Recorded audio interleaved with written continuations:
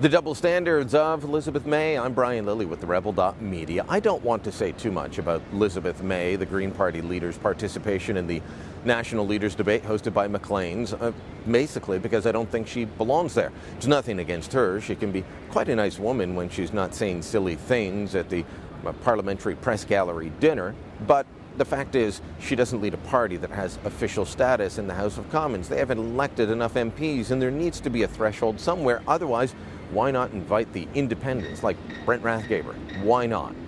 We need to be focused on more serious issues. May always says that that's what she is about, and she always says that she wants to bring decorum back.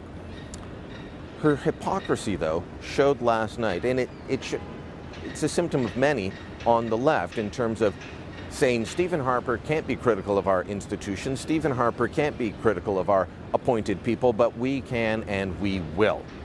Listen to May talk about Stephen Harper's abuse of power by taking on the Supreme Court Justice, Beverly McLaughlin, the Chief Justice, and then we'll get to May's comments on one of Harper's appointments.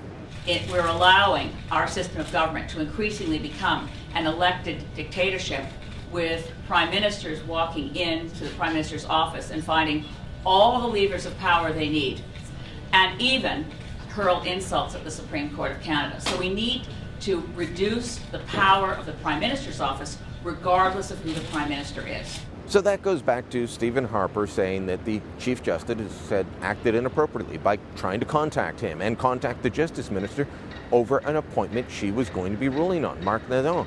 Look, it made sense what he said. I don't see a problem with it. She was leaking the information to begin with. It was a public spat started by the Supreme Court Chief Justice. But we've been told time and again, you can't criticize the Supreme Court. You can't criticize the judges of the Supreme Court. It's not a rule that I'm going to follow, not now, not ever. But Elizabeth May thinks that's a rule. And then she broke it. Listen to her tear into the latest Supreme Court appointment, Russ Brown. The choice of Russell Brown for the Supreme Court of Canada is a low bar. Mr. Harper has appointed a number of judges to the Supreme Court of Canada, and all his choices to this point, with the exception of Marc Nadon, who did not meet the constitutional requirements of practicing law in Quebec. But at least Marc Nadon had been a judge for a considerable amount of time. He had a quality of jurisprudence that he had penned. This Russ Brown has been elevated from not even a full professor at a law school to the judiciary, to the Court of Appeal, and then into the Supreme Court of Canada with the most outrageous, biased, and offensive views. It's one of the last acts of Stephen Harper as Prime Minister to saddle us with someone who is completely unsuited to the Supreme Court of Canada. Part of the problem might be that Russ Brown is, or has been, critical in writings and blog posts before he was made a judge, very critical of Omar Khadr. That is one of Elizabeth May's pet projects. It's one of the things that she devotes an awful lot of time to.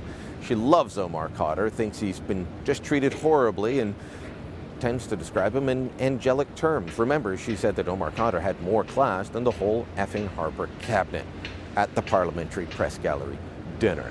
This is hypocrisy that we're accustomed to on the left. But will she actually be called out on it, other than here at The Rebel?